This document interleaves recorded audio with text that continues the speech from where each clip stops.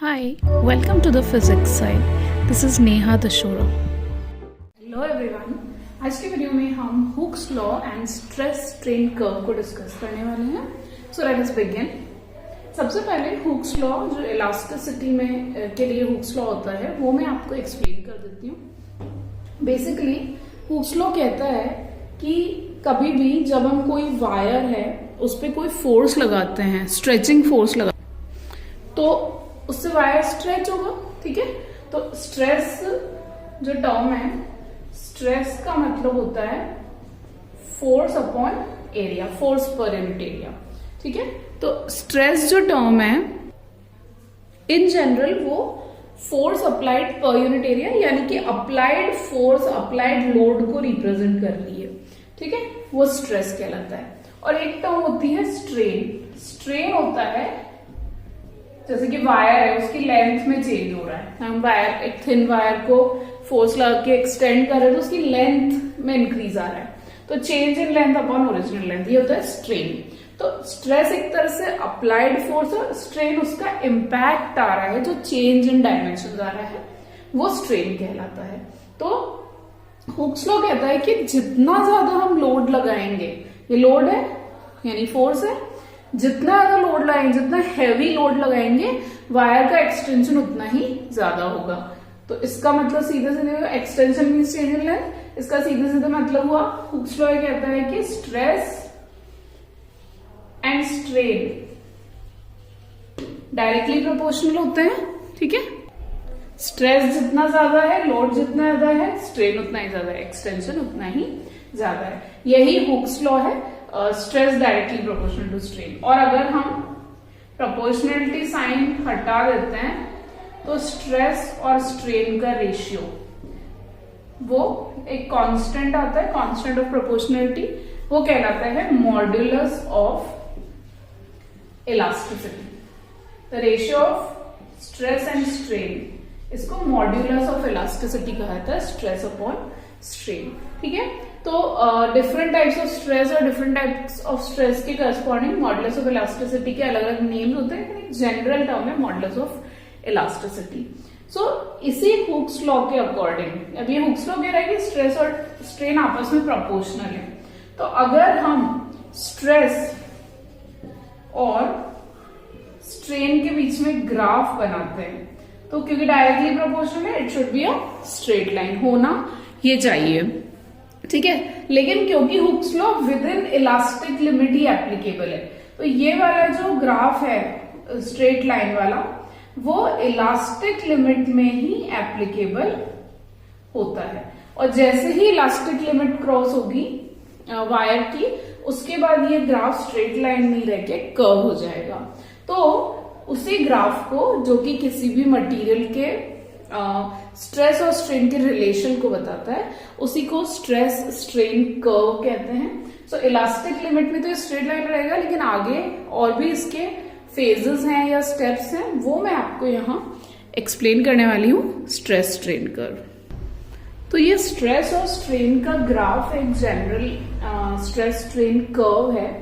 इस कर्व में हम देखते हैं कि इनिशियली जब हम स्ट्रेस इंक्रीज कर रहे हैं, यानी कि लोड बढ़ा रहे हैं, वायर के ऊपर अप्लाइड फोर्स इंक्रीज कर रहे हैं, तो उसके बाद स्ट्रेन लीनियरली बढ़ता है. मतलब ओ से लेकर पी तक, जैसे कि हुक्स लॉ कहता है stress and strain directly proportional, तो ओ से लेकर पी तक ये लीनियरली इंक्रीज होता है और हुक्स लॉ को ओबे करता है. लेकिन स्ट्रेचिंग होती है. स्ट्रेन बढ़ने का मतलब क्या है, वायर की लेंथ बढ़ती जा रही है, स्ट्रेचिंग होती जा रही है. और स्ट्रेस मतलब फोर्स, अप्लाइड फोर्स बढ़ रहा है, तो स्ट्रेन बढ़ता रहता है. लेकिन पॉइंट पी एक ऐसा पॉइंट है कि पी के बाद से हुक्स लॉ फॉलो होना बंद हो जाता है. और साथ ही ओ से पी या पी से ई के बीच में एक और कैरेक्टरिस्टिक होती है इस कर्व में, कि मटेरियल पे अगर आप उस वायर पे अगर आप अप्लाइड लोड हटा देंगे, यानी जो आपने लोड लगाया हुआ है, फोर्स लगाया हुआ, अगर आप वो रिमूव कर देंगे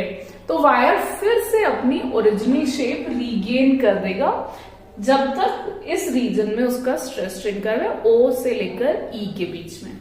तो यहां जो ई है, the value of stress eight point ई, ये वायर के लिए इलास्टिक लिमिट कहलाती है। क्या कहलाती है? इलास्टिक लिमिट, यानी इसके बाद वायर की इलास्टिक प्रॉपर्टी खत्म हो जाएगी। इसके बाद और इसीलिए ये वाला जो रीजन है कर्व का, O से E तक, ये इलास्टिक रीजन भी कहलाता है। यानी कि इस रीजन में OPE को इलास्टिक रीजन कहते हैं। इस रीजन में जो वायर है हमारा वो इलास्टिक बिहेवियर शो करेगा। और इलास्टिक बिहेवियर शो करने का मतलब क्या होता है कि आप फोर्स अप्लाई करेंगे तो वो स्ट्रेच होगा, फोर्स हटाते ही वो फिर से अपनी ओरिजिनल शेप में आ जाएगा। तो O से P तक तो हुक्स लॉ भी फॉलो होता है, इलास्टिक प्रॉपर्टी भी होती है, लेकिन P से E के बीच में हुक्स लॉ फॉलो होना बंद हो जाता है। हुक्स लॉ फॉलो बंद हो जाता है का मतलब डायरेक्टली प्रोपोर्शनल वाला ग्राफ नहीं मिलता, थोड़ा कर्व मिलता है, लेकिन फिर भी इलास्टिसिटी बनी रहती है, इलास्टिक प्रॉपर्टी बनी रहती है। तो इलास्टिक प्रॉपर्टी यहाँ रहती है, इसीलिए ये O से E तक इलास्टिक रीजन है। लेकिन अगर हम पॉइंट E से आगे यानी इलास्टिक लिमिट से आगे स्ट्रेस बढ़ाएंगे तो हम देखते हैं कि अब शुरू हो जाता है इसका प्लास्टिक रीजन। तो E के बाद स्ट्रेस और बढ़ाने पर हमें देखेंगे कि थोड़ा सा ही इंक्रीज, आप देख सकते हैं E से A तक जाने में स्ट्रेस में चेंज बहुत मामूली चेंज है, इतना सा ऑलमोस्ट, लेकिन स्ट्रेन में उसके कंपैरिजन में लार्ज चेंज है। यानी अब आप थोड़ा सा भी स्ट्रेस बढ़ाओगे, एक बार उसकी इलास्टिक लिमिट खत्म हो गई, एक बार उसकी इलास्टिसिटी खत्म हो गई उस मटेरियल ऑफ वायर की, तो फिर आप थोड़ा सा भी इंक्रीज इन वेट करोगे, इंक्रीज इन लोड करोगे तो एकदम से डिफॉर्मेशन, एकदम से एक्सटेंशन बहुत ज्यादा होगा। ठीक है, ये E से A के बीच में होता है।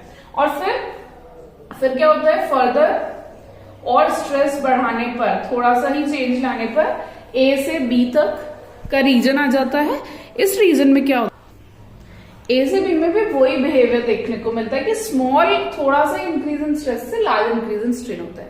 और उसके बाद आ जाता है इसका ब्रेकिंग पॉइंट। सो B इसकी लिमिट है। B पर जो वैल्यू होती है, B पर स्ट्रेस की वैल्यू को क्या कहा जाता है, ब्रेकिंग स्ट्रेंथ। ब्रेकिंग स्ट्रेंथ भी कहते हैं, टेंसाइल स्ट्रेंथ भी कहते हैं। ठीक है, कि भाई इस पॉइंट से आगे अगर आपने स्ट्रेस और बढ़ाया, या मतलब ये वो पॉइंट है कि यहाँ के बाद अगर स्ट्रेस कम भी करेंगे तो भी स्ट्रेन अपने आप बढ़ता जाएगा। इसका मतलब यहां से आप देख रहे हैं स्ट्रेस अगर हम कम कर रहे हैं, B से C के जो हम स्ट्रेस को डिक्रीज कर रहे हैं, लेकिन स्ट्रेन बढ़ रहा है, यानी अब वायर कंप्लीटली फ्लोई हो गया है। अभी स्ट्रेस अगर हम डिक्रीज भी करेंगे, लोड हटा भी देंगे वैसे, तो भी उसका स्ट्रेचिंग होता रहेगा। तो ये ब्रेकिंग स्ट्रेंथ है। और पॉइंट C पे अल्टीमेटली जाकर वायर ब्रेक ही हो जाएगा।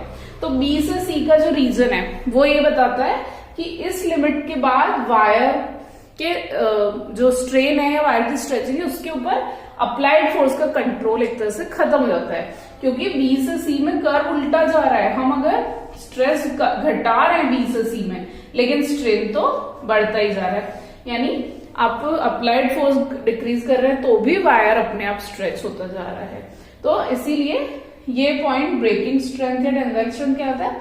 और C तो बिल्कुल ब्रेकिंग पॉइंट ही है, इसके बाद वायर ब्रेक हो जाएगा। तो ये है स्ट्रेस स्ट्रेन कर्व, और इसमें हमने O से E तक इलास्टिक रीजन, और जो रीजन E से C तक होता है वो कहलाता है प्लास्टिक रीजन। वो क्या कहलाता है, प्लास्टिक रीजन कहलाता है। So this is how a stress strain curve is explained. अभी यहां पर मैंने 3 डिफरेंट टाइप्स ऑफ मटेरियल्स के लिए स्ट्रेस स्ट्रेन कर्व ड्रॉ किया हुआ है। इसमें से पहला टाइप ऑफ मटेरियल है जो होते हैं आपके brittle materials. Brittle materials glass जो कि ब्रिटल मटेरियल्स का ग्लास एक एग्जांपल है, और भी ब्रिटल मटेरियल हो सकता है, जैसे कास्ट आयरन हो सकता है। तो ब्रिटल मटेरियल्स में क्या होता है, आप देख सकते हो इलास्टिक रीजन है, उसके बाद प्लास्टिक रीजन बहुत स्मॉल है, क्योंकि ये तो ब्रेकिंग पॉइंट आ जाता है। इसके बाद तो ये जब कर्व अब रिवर्स जाने लगता है तो ब्रेकिंग पॉइंट है, मतलब फिर तो ब्रेक ही होगा मटेरियल। तो इनका ब्रेक आप देख सकते हो प्लास्टिक रीजन बहुत स्मॉल है, तो इसका मतलब है ऐसे मटेरियल्स की इलास्टिक लिमिट खत्म होते ही उनका ब्रेकिंग पॉइंट बहुत जल्दी से आ जाता है। ये इलास्टिक रीजन है जिसमें ऑलमोस्ट स्ट्रेट लाइन तक था और फिर फटाफट से इसका ब्रेकिंग पॉइंट आ गया, यानी कि इनकी प्लास्टिक रीजन ना के बराबर है, इसका मतलब इलास्टिक लिमिट क्रॉस करते ही सीधा ब्रेक होंगे। तो ऐसे मटेरियल्स ब्रिटल कहलाते हैं, इसलिए इनको ज्यादा स्ट्रेच, एक लिमिट से ज्यादा इलास्टिक लिमिट से ज्यादा स्ट्रेच किया नहीं जा सकता, इसलिए इनको ब्रिटल कहते हैं क्योंकि जल्दी से ब्रेक हो जाते हैं। जबकि डक्टाइल मटेरियल्स वो होते हैं जैसे कि गोल्ड, सिल्वर, कॉपर हो गए, जिनको हम बहुत ज्यादा स्ट्रेच कर सकते हैं, उनसे वायर्स बना सकते हैं। वो इसलिए होता है क्योंकि इनकी प्रॉपर्टी होती है, इनका स्ट्रेस स्ट्रेन कर्व में आप देखोगे जैसे ओ से ई तक, अभी जो हमने डिस्कस किया था, ओ से ई तक तो इलास्टिक रीजन है और फिर उसके बाद प्लास्टिक रीजन के काफी लॉन्ग प्लास्टिक रीजन के बाद इनका ब्रेकिंग पॉइंट आता है, यानी कि इलास्टिक लिमिट के बाद भी इनको बिना ब्रेक किए स्ट्रेच किया जा सकता है, इसलिए ऐसे मटेरियल डक्टाइल मटेरियल्स होते हैं। देन द थर्ड कैटेगरी है इलास्टोमर्स। इलास्टोमर्स का स्ट्रेस स्ट्रेन कर्व बिल्कुल ही अलग होता है, इनमें लोड आप अप्लाई, इनमें बिल्कुल भी प्लास्टिक रीजन होता ही नहीं, जैसे रबर हो गया, ठीक है, तो वो उसमें प्लास्टिक रीजन होता ही नहीं है और ना ही इनमें इलास्टिक रीजन में स्ट्रेस और स्ट्रेन डायरेक्टली प्रोपोर्शनल होते हैं, बल्कि आप देख सकते हो इतना कम स्मॉल स्ट्रेस में ही इतना लार्ज स्ट्रेन इसमें प्रोड्यूस हो जाता है, यानी इसमें कम फोर्स लगाकर ही ज्यादा स्ट्रेचिंग हो सकती है, ज्यादा स्ट्रेन प्रोड्यूस हो सकता है, जैसे कि रबर। और इनमें कोई प्लास्टिक रीजन नहीं होता, इलास्टिक लिमिट होते ही ब्रेक हो जाता है और इलास्टिक रीजन भी स्ट्रेट लाइन कर्व नहीं होता, बल्कि कम स्ट्रेस में ही स्ट्रेन बहुत लार्ज प्रोड्यूस होता है। तो इस तरह से हमने 3 अलग अलग टाइप ऑफ मटेरियल्स के स्ट्रेस स्ट्रेन कर्व को भी स्टडी किया है। सो इस वीडियो में हुक्स लॉ समझा हमने, स्ट्रेस स्ट्रेन कर्व से उनके स्ट्रेस और स्ट्रेन के बीच का रिलेशन पढ़ा, मॉडुलस ऑफ इलास्टिसिटी की डेफिनेशन समझी और साथ ही 3 डिफरेंट कैटेगरीज ऑफ मटेरियल्स के स्ट्रेस स्ट्रेन कर्व को भी स्टडी किया। That's all for today. Thank you. Thank you for watching. Please don't forget to subscribe.